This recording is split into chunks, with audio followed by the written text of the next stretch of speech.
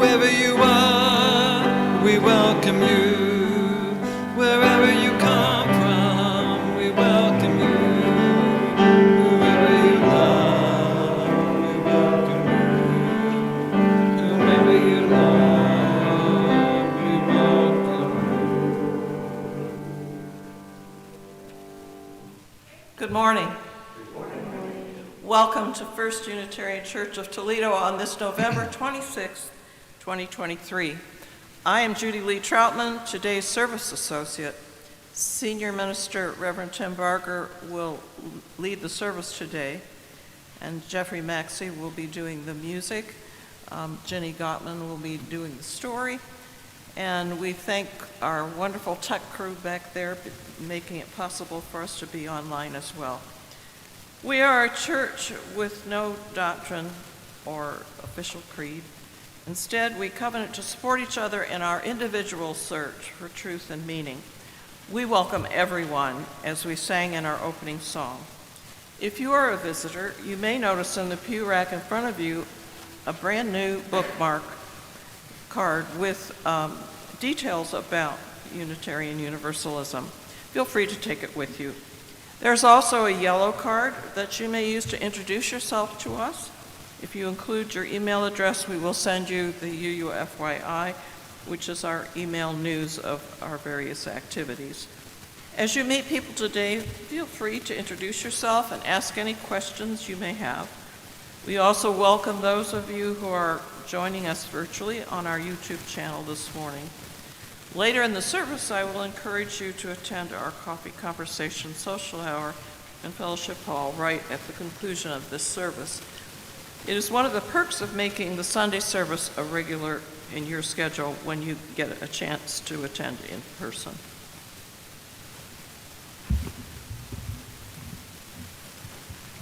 Hi, I'm Reverend Tim. Let me add to Judy's welcome to you here in the sanctuary and to our viewers on YouTube. And I also want to welcome our choir today. As Judy lights the chalice, let's say the words for lighting together. They'll be on the screen. We are Unitarian Universalists with minds that think, hearts that love, and hands that are ready to serve. Together, we care for our earth and work for friendship and peace in our world. And while we're reciting, let's recite our covenant. Love is the doctrine of this church. The quest for truth is its sacrament, and service is our prayer. This is our covenant, to dwell together in peace, to seek the truth and love, and to help one another. Today, on our minds, in our hearts, and with our spirits, we think of the ways of the world, the state of the nation, the serenity of our own souls. The Thanksgiving holiday is concluding this weekend. Thursday was the day, but it extends a bit with Black Friday starting the gift shopping season, and tomorrow being Cyber Monday, the big day for online buying, because the concept, at least a few years ago, was that purchases by computer were when workers would return to the office and use company time to order on the internet. And with the thought of Thanksgiving, I hope that the turkey has gone through your system and that the tryptophan will not make you sleep through today's service.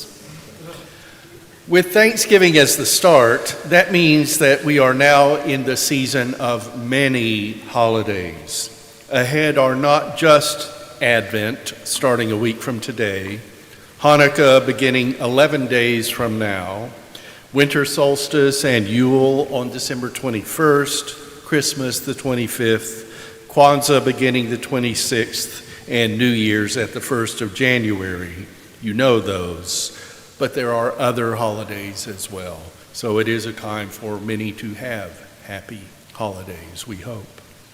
Combine the calendar with the cold weather where we live, and there's a combination in many people of celebration and tension. So be gracious and graceful. There was a football game of local interest yesterday, wasn't there?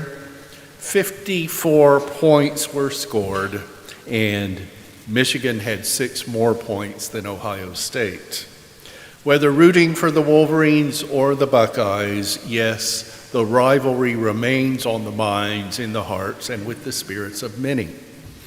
I have no ties to either of those universities, but I do like the atmosphere of athletic devotion in this area.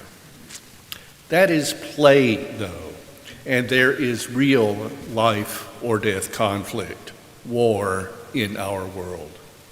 Too many of us, far removed from the fighting and killing, are in disagreement. May we find ways to bring about peace between governments, among people all over the world. We hold members, supporters, and friends of our congregation near, as so many of us face issues of health, of relationships, of loneliness, of economy, of life. Let's be good to one another, help if we can, and honor our togetherness, even though each of us is so different from one another.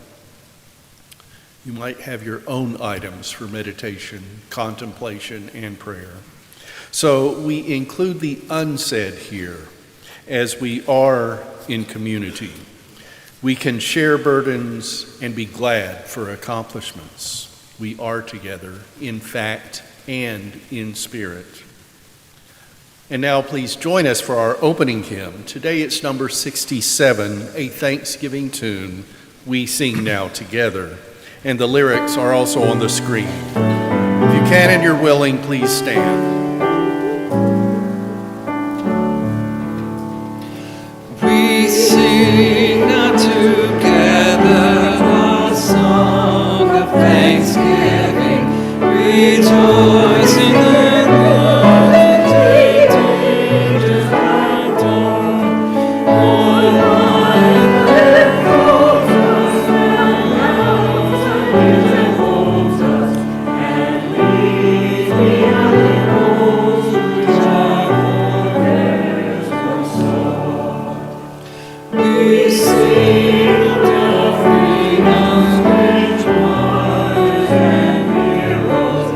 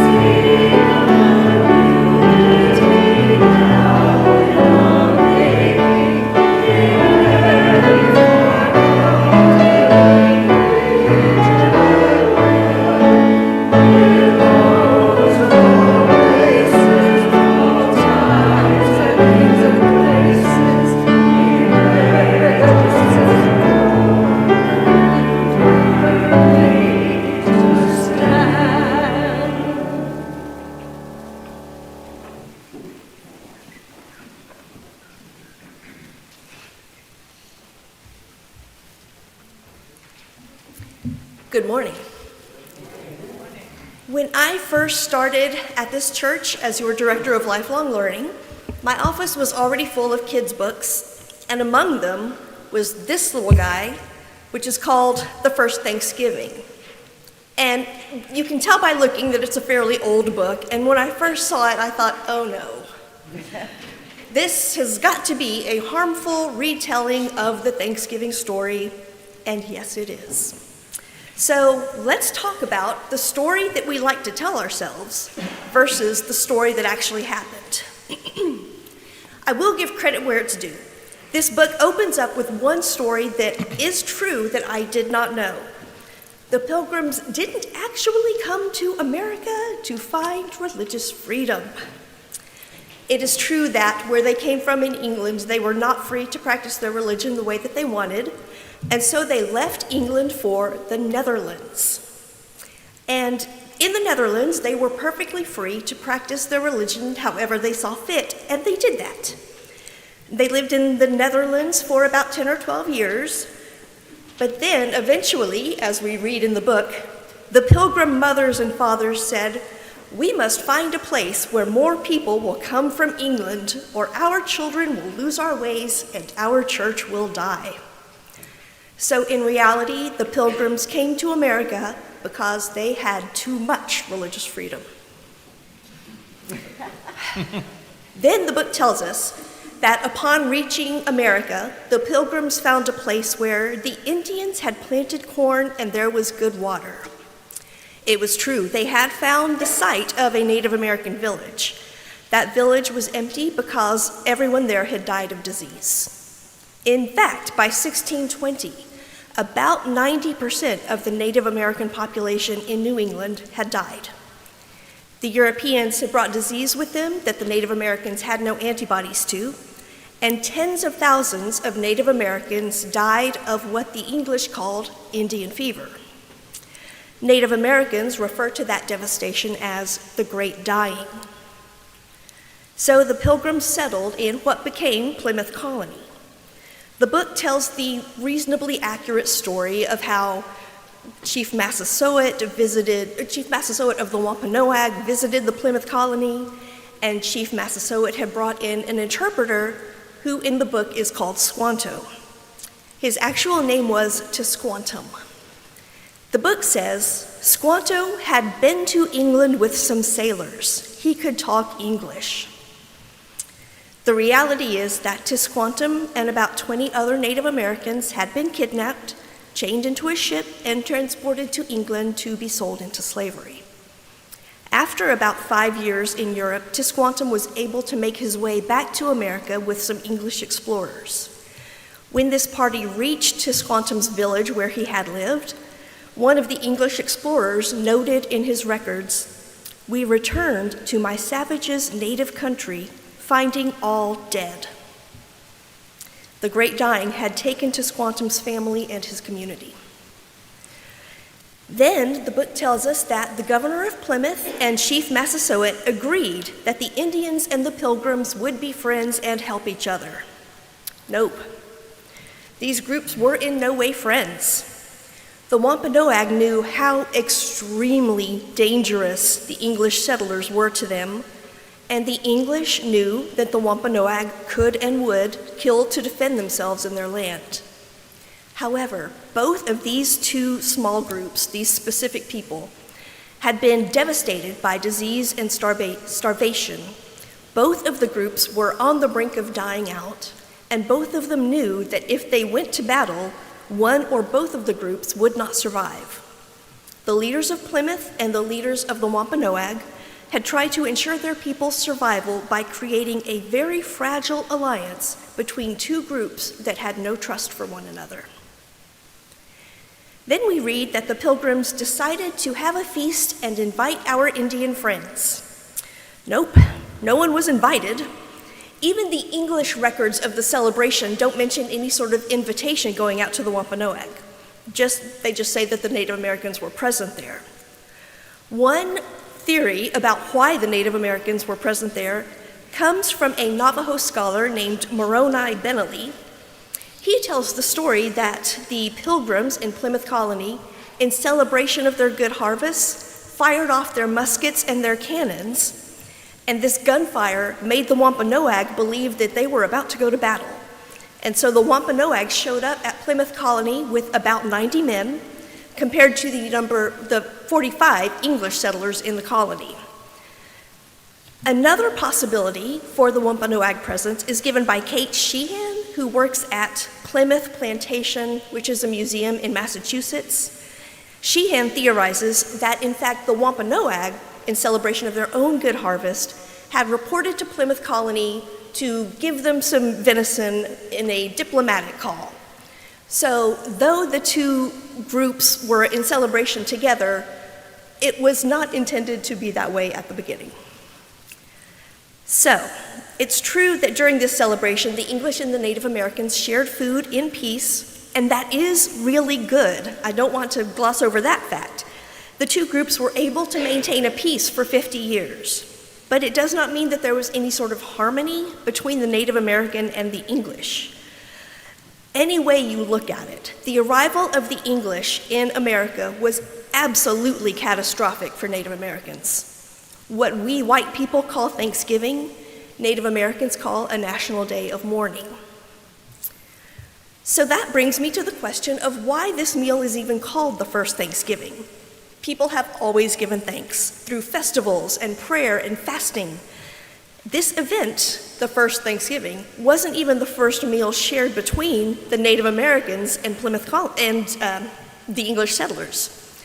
Referring to it as the first Thanksgiving places way too much emphasis on this one short moment in time, and it forces the accurate history into the background.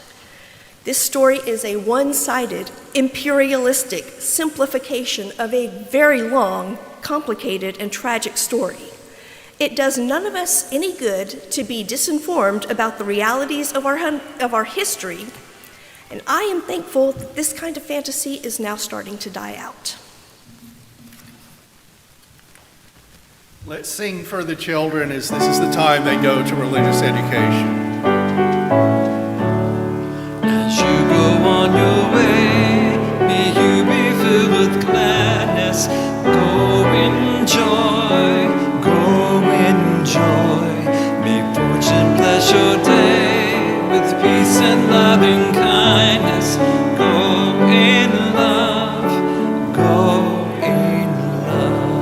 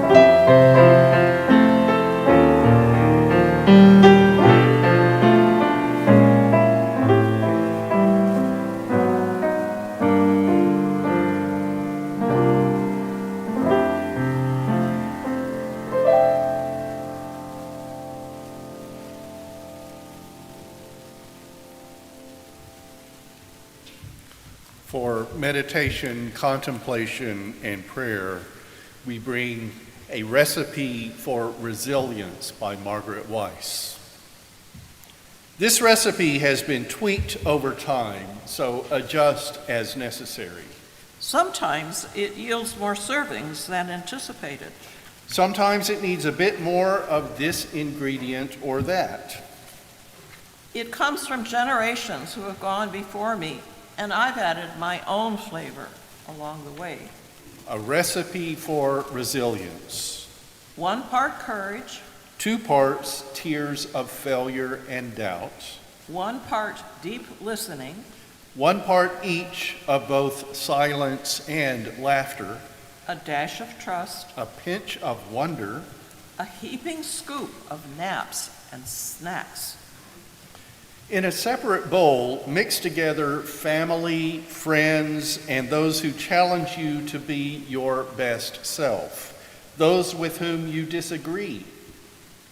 Add slowly to the larger pot, add a bay leaf for, well, whatever it is bay leaves do, and let simmer for as long as you need, which is often longer than you realize or anticipate. Keep the heat at an even temperature, hot enough to cook throughout, but not so hot it burns the bottom. Can be served at room temperature, warm, or even cold if necessary. Serve alongside your favorite soft blanket, dog, cat, or other soft item. Make often. Share with others. Hold on to the leftovers. You'll need them after a long day that challenges your soul. Let's observe 1 minute of silence.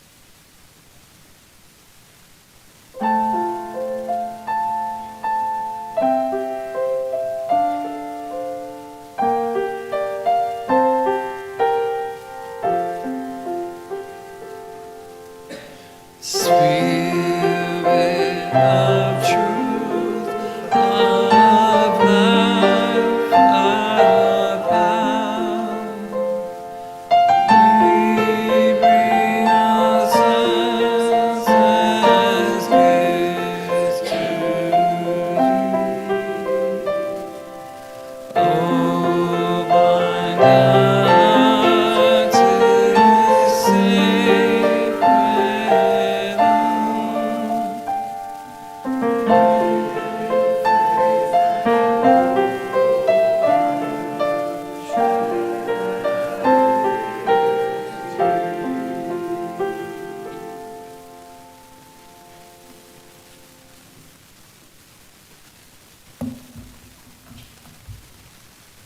Our reading this morning is from Pasta and Rice May Be Healthier as Leftovers. Here's Why, by Alice Canahan, New York Times, November 8th, 2023. It sounds like just another internet health hack. Cook some pasta or white rice and let it cool overnight in the refrigerator. By the next day, some of the natural starches in the food will have transformed into healthier versions called resistant starches, which have been linked to a range of health benefits, including lower blood sugar, better gut health, and a reduced risk of certain types of cancer. The idea that you could change the health properties of a food by merely cooking and cooling it may sound too good to be true. But according to experts like Balazs Bashka, a gut physiologist at King's College London, there's something to it. Cooling starchy foods can cause some changes to their structure that may benefit your health, Dr. Bashka said.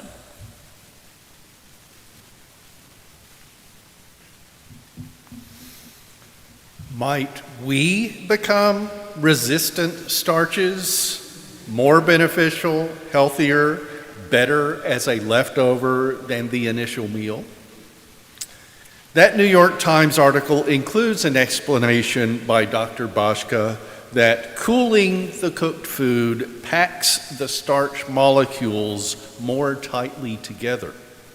That makes the starch resistant, more difficult to digest, and not putting as many sugar molecules into the bloodstream. There's lower cholesterol and inflammation and better gut health in general, the article says. It might even be beneficial in fighting some cancers, it's thought, but research on that needs to continue. Praise leftovers. At times you intentionally make enough food to keep some for later, and science says that it can be good for you in a few ways. That article might have more to do with food preparation than leftovers, as I get the impression that it doesn't work in the same way if sauces and spices are included. But consider this one from the Washington Post, published last March: why certain foods taste better the next day. Pamela Dalton of the Monell Chemical Senses Center in Philadelphia says in the Post article that a leftover's change in taste can be from the food or from the circumstances of the person eating. Just because you take something out of the oven or off the stove doesn't mean the flavors of that dish stop evolving, the article states. Pamela Dutton is quoted saying, "We think that when we stop actively cooking food, it just stays in that static state. But of course, there are changes happening all the time." While the Times story dealt with starch and sugar molecules, the Post brings up flavor molecules, related in part to how molecules use fat, and that better makes us recognize taste. Pamela Dutton, that scientist from an advanced lab that studies taste and smell, explained an aspect of taste being from an individual's circumstances. If you're the person cooking, you're probably smelling and tasting as you go along, and you have essentially adapted your sensory systems, your smell and taste, to that food, Dalton said.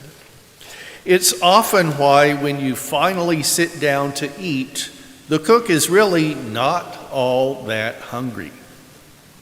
But next day, those leftovers are incredibly enticing, especially if you saw everyone else enjoying the food.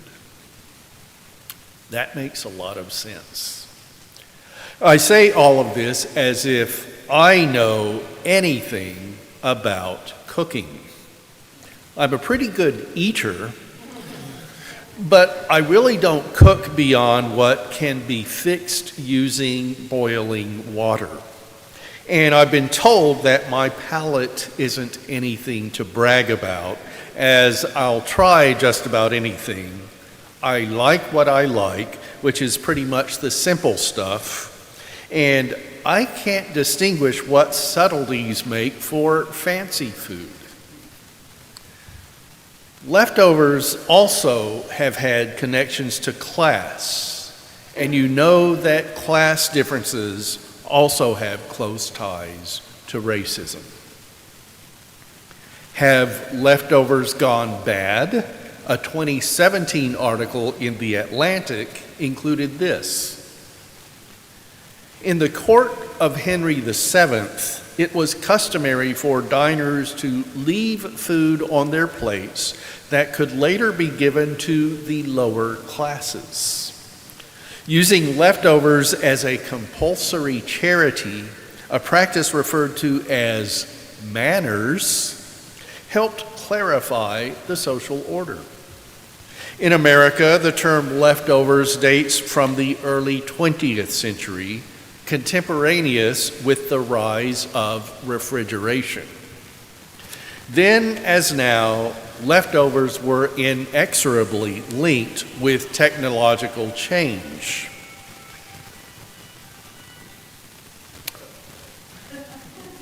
From the 1930s through the 50s, the ability to transform leftovers into interesting dishes was a significant part of middle-class culture. In 2015, The Atlantic published an economic history of leftovers, which says that by the mid-1920s, Americans were openly discussing the problem of leftovers, a new source of annoyance as food prices fell and home refrigeration became almost ubiquitous. As abundance democratized leftovers, wealthy people increasingly went out of their way to emphasize that they rarely ate them. For instance, some white Southerners publicized the fact that they sent their domestic servants home with the leftovers from their own dinners. Never mind that those same employers used that practice, pan-toting it was called, to justify wages whose miserliness could not possibly be made up for by somebody else's leftover food. That Atlantic piece states that leftovers have always been uncomfortably close to garbage. And that proximity became glaringly obvious when leftovers lost both their economic and moral urgency. Facing the daily cost-benefit analysis of repackaging old meals for a reluctant family, home cooks increasingly just threw their leftovers away, albeit sometimes after letting them age in the back of the fridge for a while. Throwing away edible food was a prerogative of financial security, and Americans began doing it an awful lot. So if this applies to you, maybe make less, have better portion control, but realize that the blessing of food is its nutrition, not the abundance of it you have that you might not use.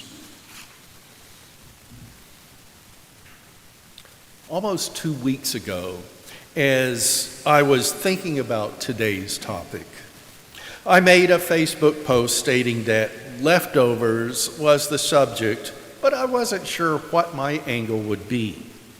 I got some suggestions that family energy remains after a holiday gathering, or that we ourselves might be leftovers after family life changes, whether empty nesters or being the only remaining member of a family generation.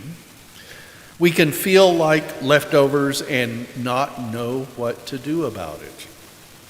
That's pretty heavy for a Sunday after Thanksgiving while we're recovering from feast and festivity, if we had the privilege for that. Or we're seeing the holiday as not being special due to difficulty in our own lives. There was a comment that food leftovers generally mean less kitchen and preparation time, which could be used for family or individual activity. And someone reminded me that there's a 3-season TV drama from the mid-2010s that was on HBO titled The Leftovers, based on a book by that title. The concept for that story was life on earth if the rapture, called the sudden departure there, had happened. I didn't want to give us more TV time today after you might have watched a parade, a dog show, and at least one football game this holiday weekend. I also had the thought of a religion tie to the leftover term, but couldn't get a good hold on how to present it. Do I talk about we come-inners to Unitarian Universalism who have leftover ties to our former ways of faith? Are we Unitarian Universalists the leftovers who haven't had a place in traditional religion? I couldn't give a credible approach to either of those angles, as they don't fit my own views of the openness of Unitarian Universalists and the worth and dignity of our people and all individuals. I think each person's faith is always growing and changing, and sometimes resting. So if you once had a different religious approach, it's not leftover now. And we ourselves aren't leftovers. We certainly don't always live up to our potential, even though we might not even have high goals, but that doesn't make us yesterday's meal. So what we've ended up with is a casserole of quotations. There's one final quote I want to share, the one that was in my Facebook post. Leftovers in their less visible form are called memories, stored in the refrigerator of the mind and the cupboard of the heart. It's attributed to both Robert Fulghum and Thomas Fuller. My search for further details found that Fuller was born in 1608, and Merriam-Webster says that refrigerator was first used in 1611, so that didn't seem to be the right attribution. And I decided to look up leftover and found its first use was 1866, long after Fuller's time. My fellow Unitarian Universalist minister, Robert Fulghum, gets the preference because of that, and somehow Fuller got into the attribution mix. I found the published quotation in Fulghum's Uh-Oh, Some Observations from Both Sides of the Refrigerator Door, page 20. Leftovers, memories, are good. And the best ones improve with age, don't they? Fulghum's metaphors here might be a bit clunky. Refrigerator mind and cupboard heart don't feel natural, but they do fit the leftovers image. As we move from this course of leftovers, you might think of what in your life differs treasure and keepsake from leftover. And that a leftover isn't a discard, but is continued nutrition from something that already has had a use. Don't let your good leftovers perish from abandonment. Use what you have to your better good. And know that it could be better from its time in refrigerator or cupboard, from its becoming memory. So be it.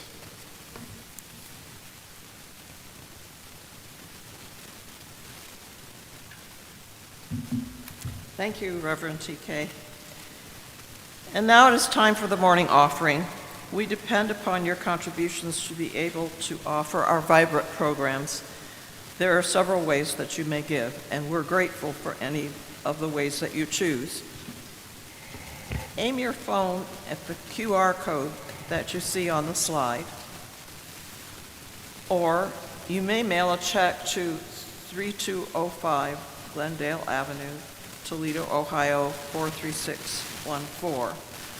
Or you may drop your offering in the basket in the foyer. On the back of the pews, you will find this yellow envelope. It's not yellow, but it's white. This white envelope in which you can place your donation and drop in the basket at the entrance to the sanctuary.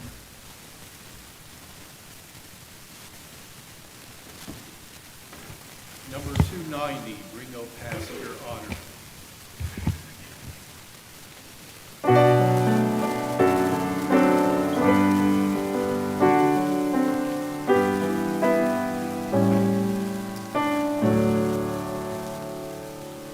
Bring, O pasture wonder, bring us come, you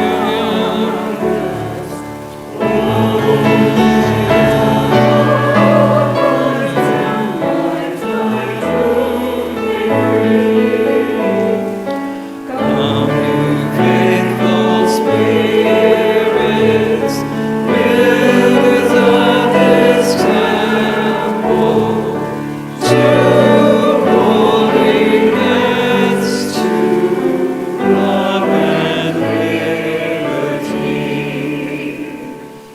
Bring in glad thanksgiving, brief and gladness, for to tell and bury their honest and breathing hope. Voices long departed, in your tones they echo, praise to the highest, peace to all below.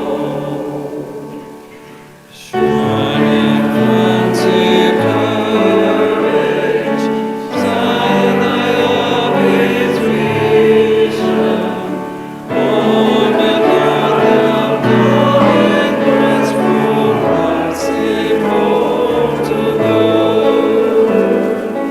Standing is unknowing, sands and unconscious, pass through the pastures, forward walls as good.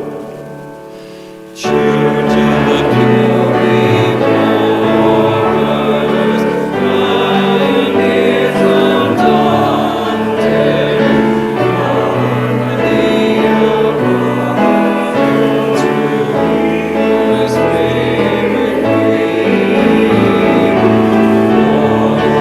Life their flavor, preach eternal gospel, faith, hope, and love for love and liberty.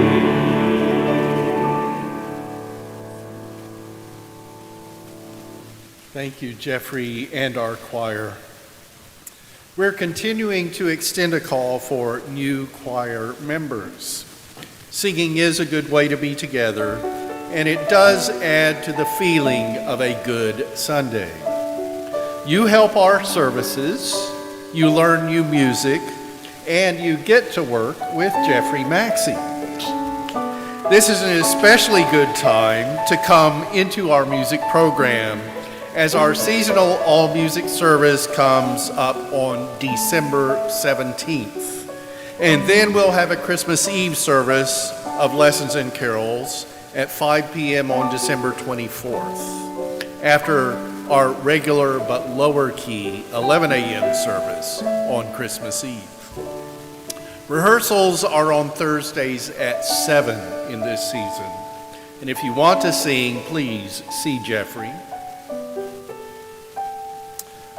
It's the coming soon part of our service, where we tell you what's on the calendar for next week. We give some announcements, and we also let you know what's up for right after the service. Next Sunday at 9:45 a.m. for our spiritual forum, Heather Burnett of the Lucas County Health Department will speak about programs that agency offers, especially for people age 60 plus. The health department has given me a couple of COVID vaccinations, and a few weeks ago, another booster and a flu shot, so I appreciate its presence. And then for the 11 a.m. service, as it's now celebration season with Black Friday 2 days ago and the Jewish Festival of Light, Hanukkah, 11 days away, and the Christian's calendar, which is kind of based on, if not appropriating, the pagan's Yule, begins the pre-Christmas Advent 4 Sundays before December 25th. So I guess today is a bonus Sunday. I'll be speaking on holiday spirit, a little bit more inward looking than the spirits of eggnog and take a shot every day till Christmas countdown calendars that might be helping you better to handle an alcohol-filled New Year's Eve. More meditation, contemplation, and prayer next Sunday for seasonal centering. An announcement in the holiday spirit is that we have a gift wish tree in the lobby with stockings noting wish lists for children hanging on that tree. And you're invited to take a stocking and give unwrapped gifts. Please have everything done and back to the church by December 12th, and then come to the wrap party for these gifts on December 15th. And if you want to do some small purchasing to help our church, consider a coupon book or candy bars, and the information is in the order of service. The final coming soon entry for me is to invite you to join us after today's service for coffee, conversation, and social time in Fellowship Hall. I need to apologize to Judy for some twisted words. When I wrote this announcement, I wasn't paying close enough attention. There are not children hanging on the tree, but there are stockings, so please take a stocking. And please join me in reciting the words for us figuratively to send some Unitarian Universalist fire into the community, while Judy extinguishes the chalice flame. We extinguish this flame, but not the light of truth, the warmth of community, or the fire of commitment. These we carry in our hearts until we are together again. Postlude is 318, We Would Be One. We would be